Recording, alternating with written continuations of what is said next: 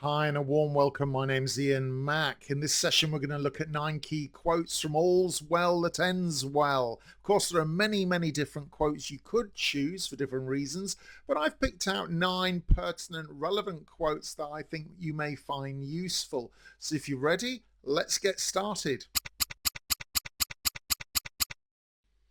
Let's have a quick recap of what I would describe this awkward play story.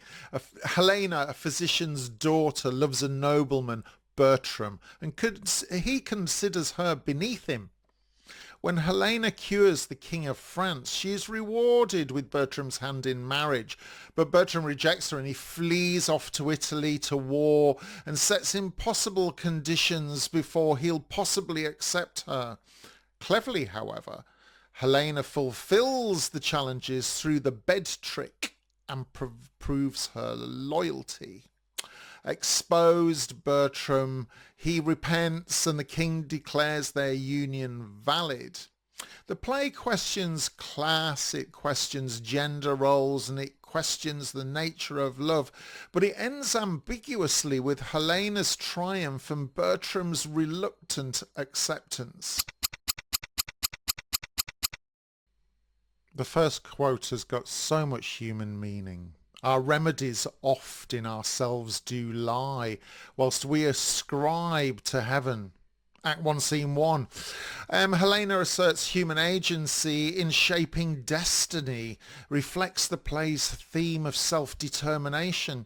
But I think that it's true to say that often the answers do lie within ourselves, something that you hear quoted all too often. The web of our life is a mingled yarn, and good and ill together is stated in Act 4, Scene 3. A soldier's reflection that life is a mix of virtue and vice. The purpose of this quote is to summarise the play's moral ambiguity.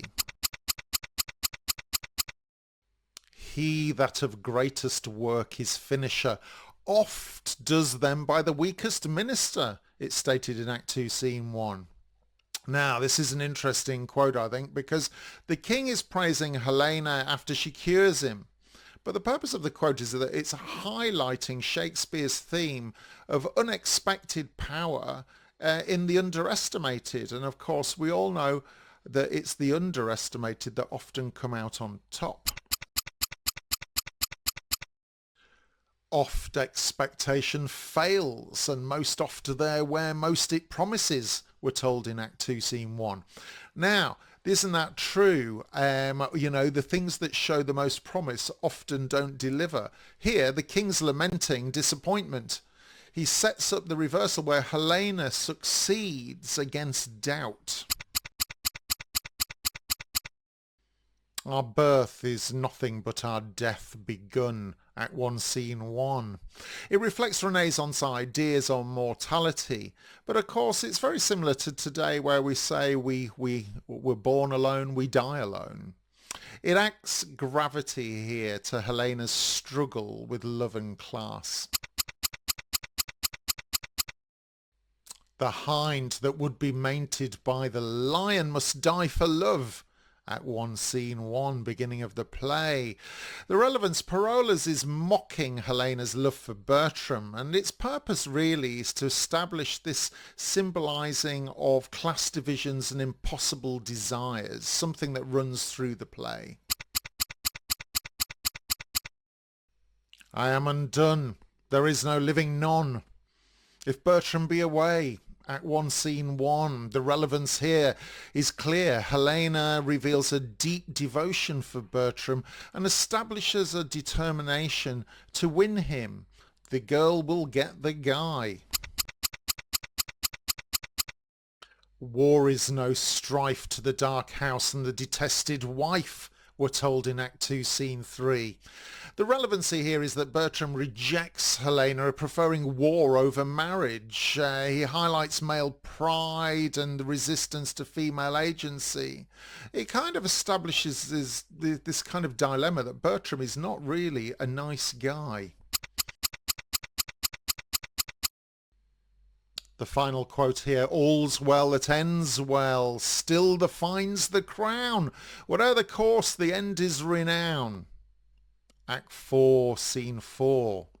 So here we have the title line within the text. It reflects the play's outcome over process, suggesting pragmatism and resolution over romantic idealism, but it leaves a bitter taste in the mouth.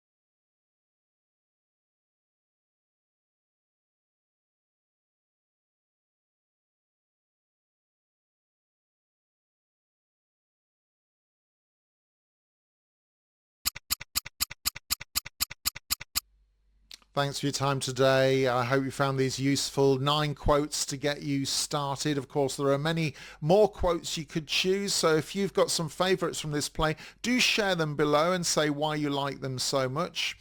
In the meantime, my name's Ian Mack. I'll see you in the next one. And remember, time is knowledge.